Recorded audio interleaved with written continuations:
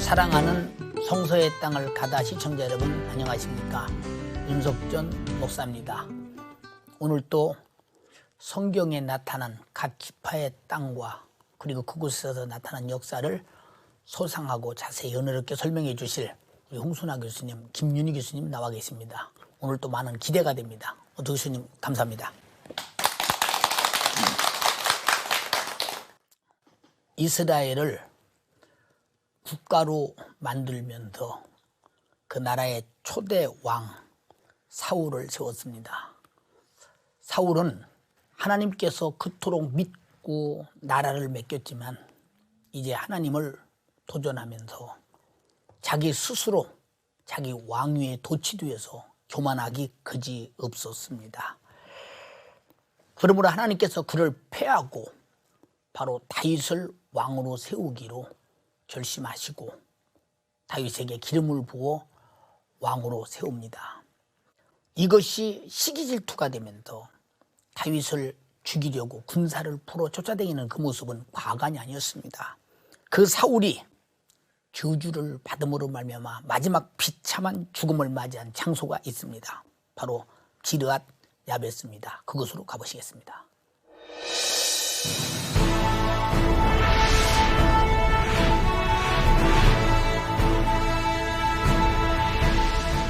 요르단의 수도 암만. 이곳은 구약 성경 신명기에서 처음으로 언급되고 있는 고대 근동의 주요 도시 중 하나다.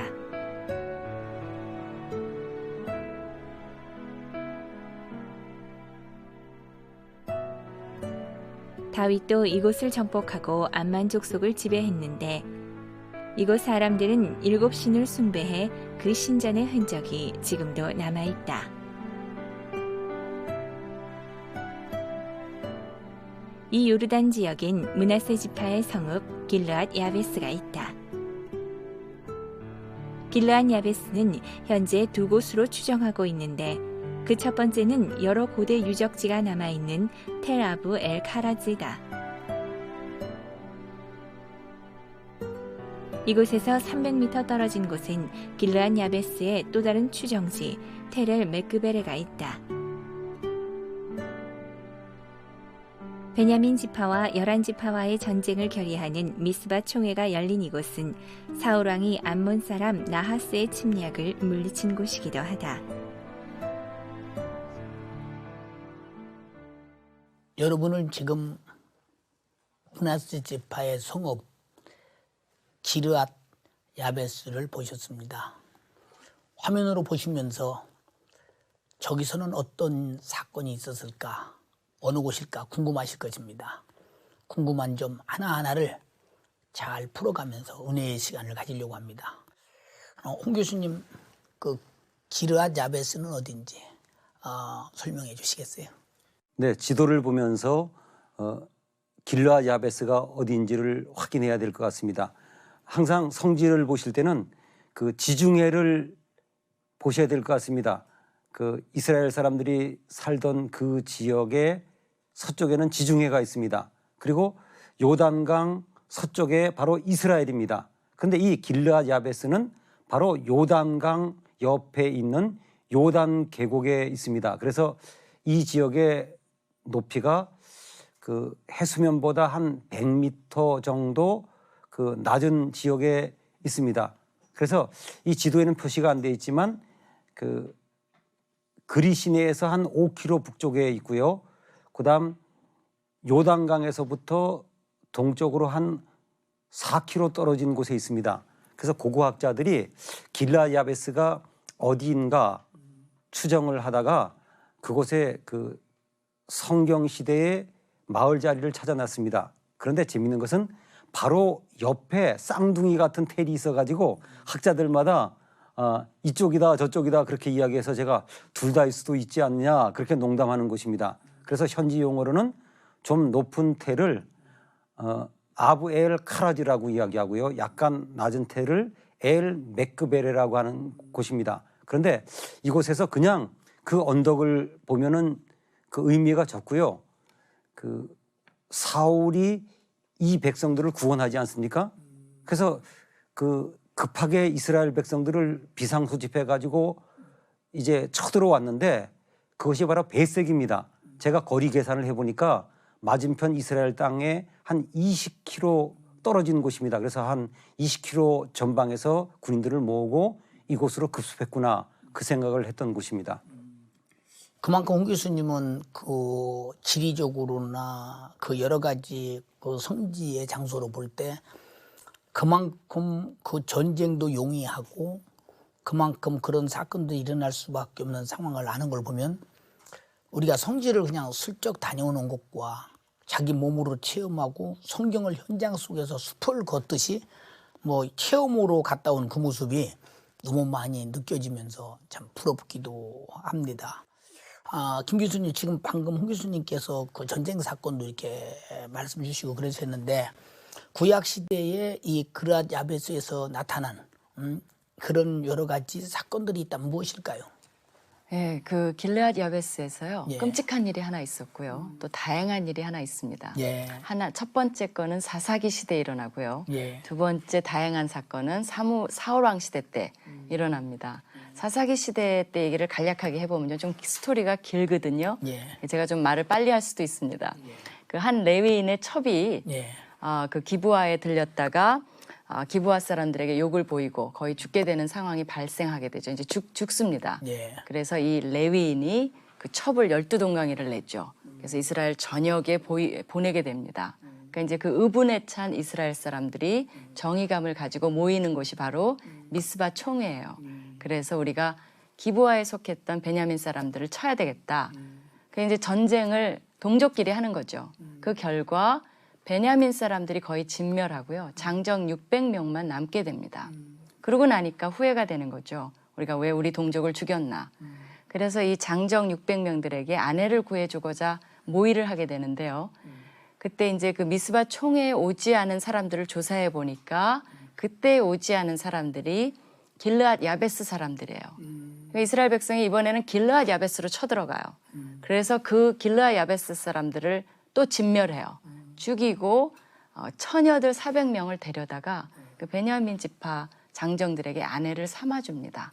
그런 끔찍한 사건이 그러니까 사사기 시대에 자기 소견에 오른 대로 한 전형적인 신뢰라고 볼 수가 있겠습니다.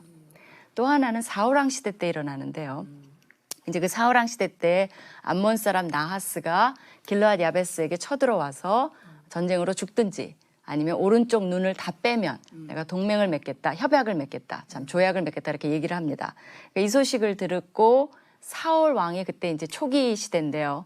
그 소식을 듣고 길르앗 야베스 사람들을 구하러 갑니다. 밤새도록 와서 이튿날 새벽에 그 암몬 사람을 다 쳐서 물리치고요. 길르앗 야베스 사람을 그 위험에서 구해내게 돼요. 사실 이 사건으로 사울 왕은 왕권이 확립이 됩니다.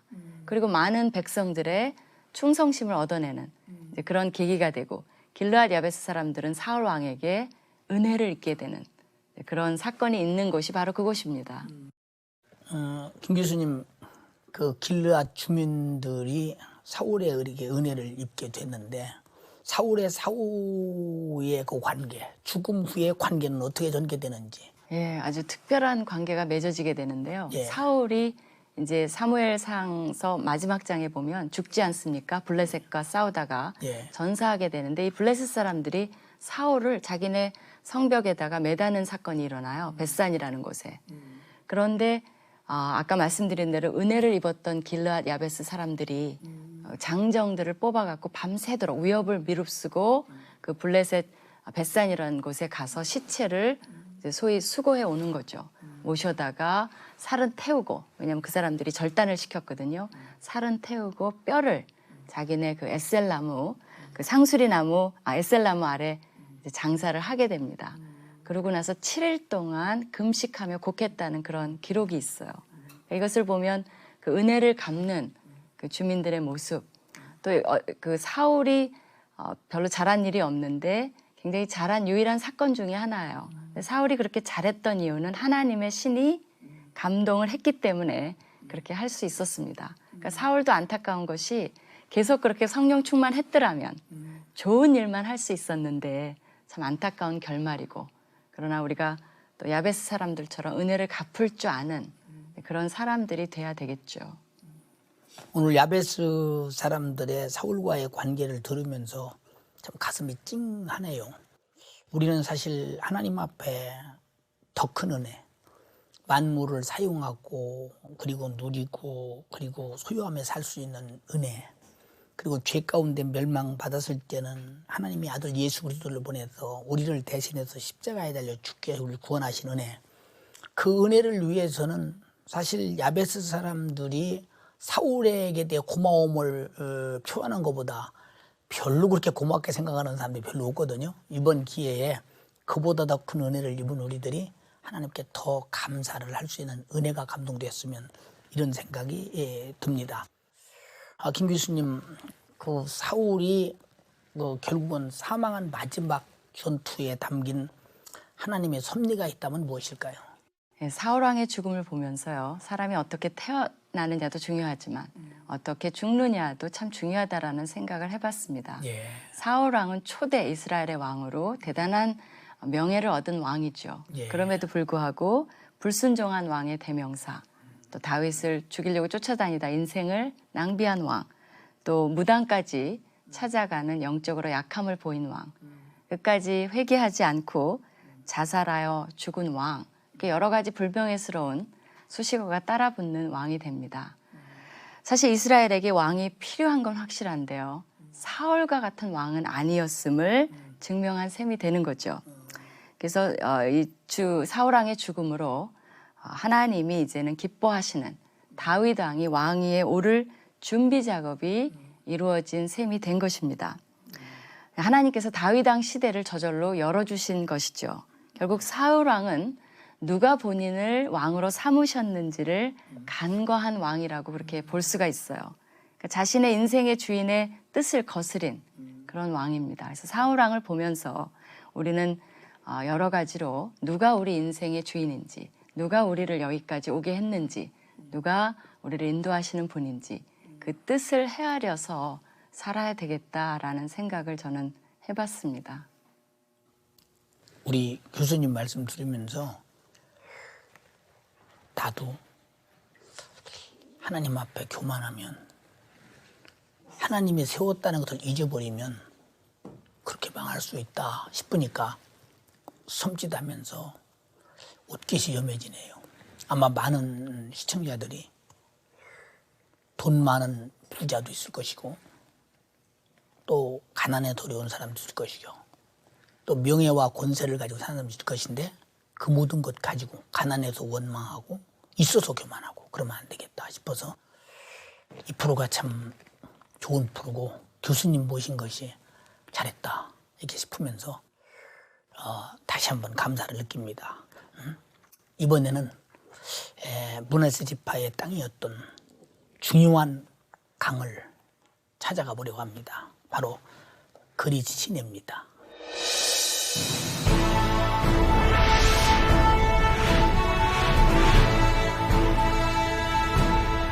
그리스 시내로 가기 위해 엘리야의 고향 디셉으로 향했다.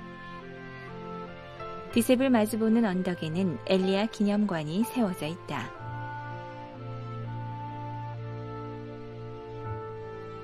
엘리야는 디셉에서 출생해 구약시대의 위대한 선지자로 하나님께 부름을 받았고, 바알 숭배를 강화하는 아합에게 대항해 하나님의 신앙을 고수했다.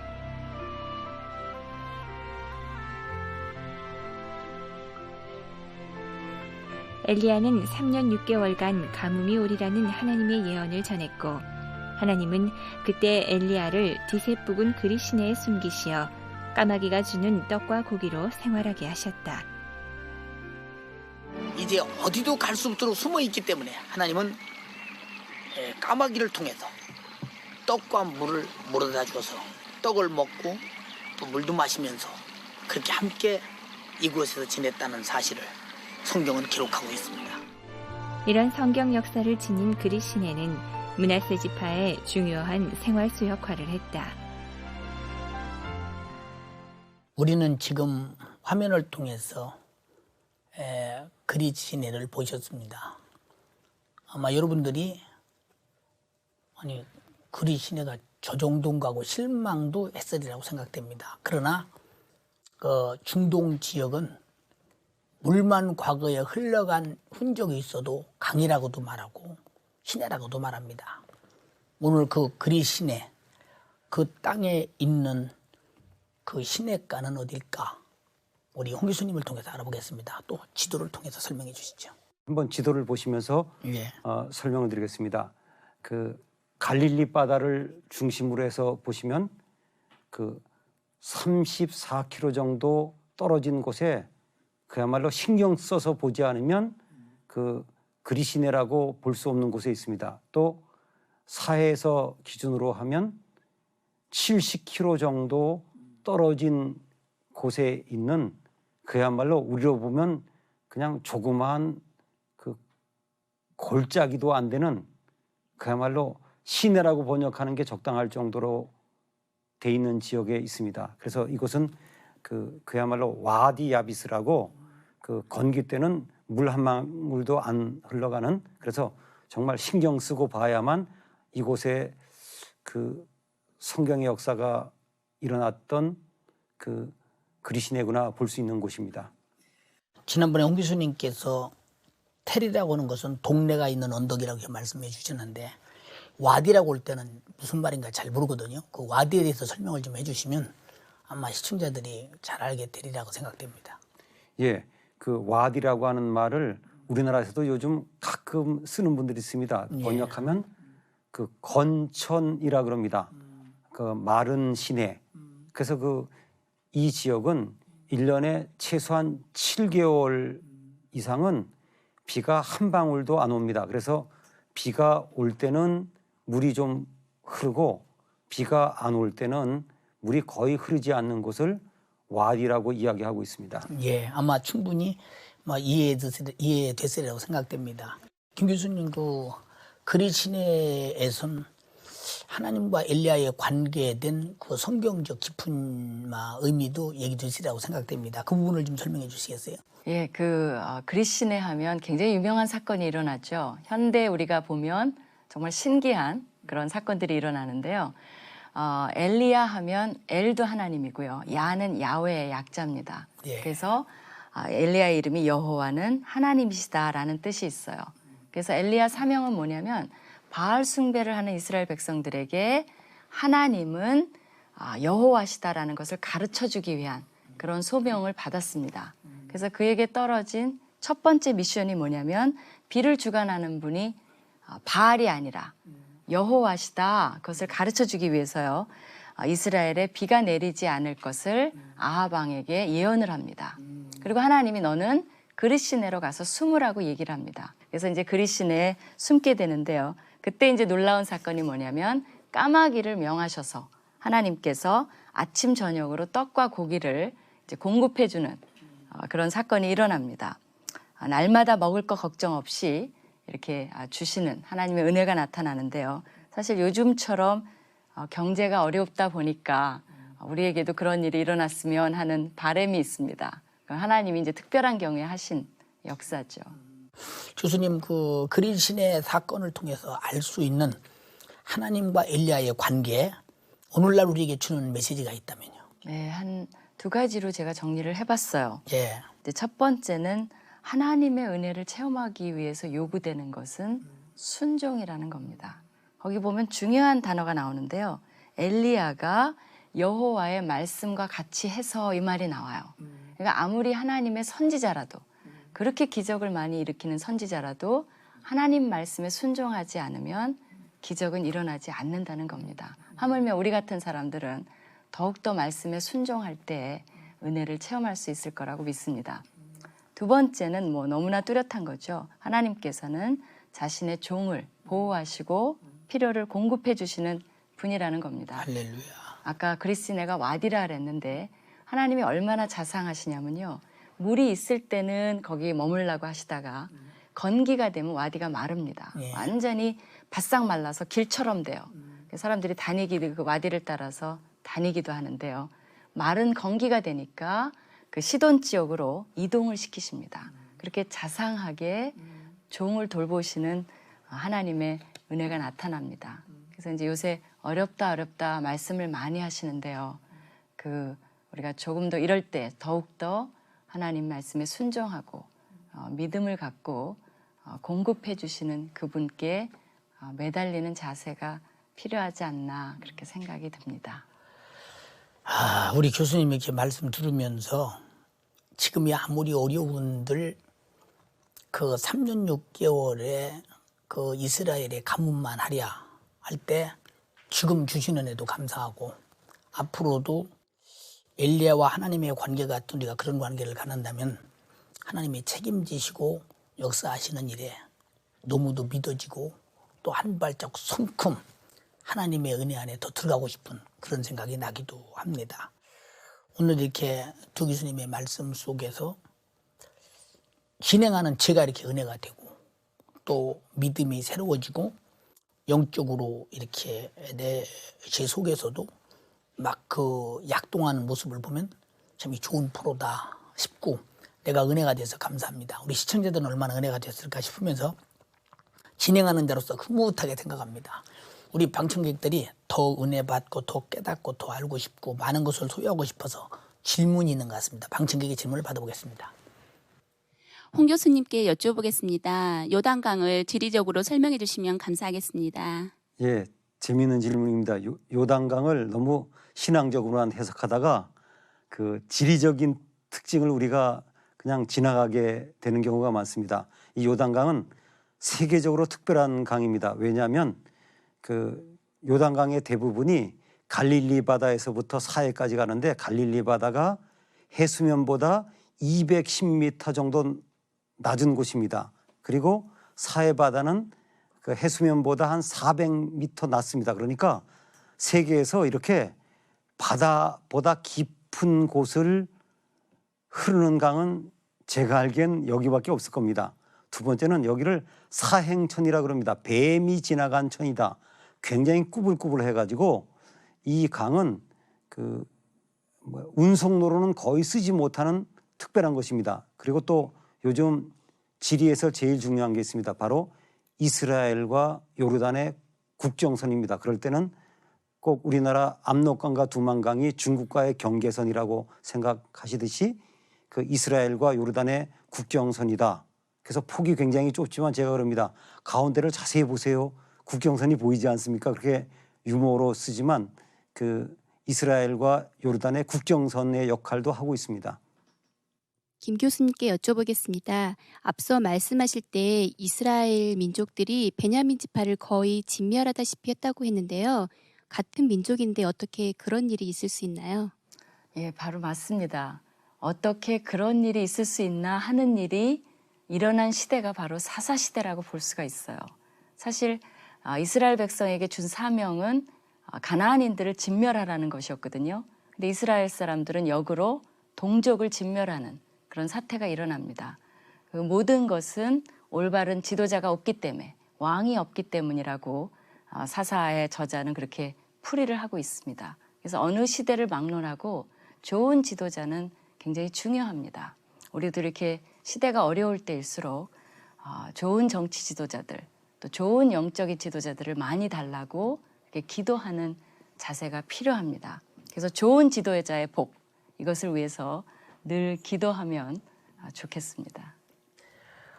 우리 김 교수님이 이렇게 항상 말씀하시는 내용을 들어보면 현재 감각 속에서 그 믿음이 요구되고 그 믿음 속에서 일어나는 하나님의 역사 당장이라도 그 믿음을 붙든 것 같은 그런 그 여러 가지 설명 참 은혜스럽고요. 홍 교수님 또 그저 다니면서 성경을 몸으로 경험하고 이렇게 소개해 주시는 그런 경험의 말씀이 어디 가서 이런 성경을 공부할 수 있을까 싶으면서 이 프로의 자부심도 가져봅니다. 오늘 두 교수님 그런 점에서 감사하고 참 고맙습니다. 감사합니다.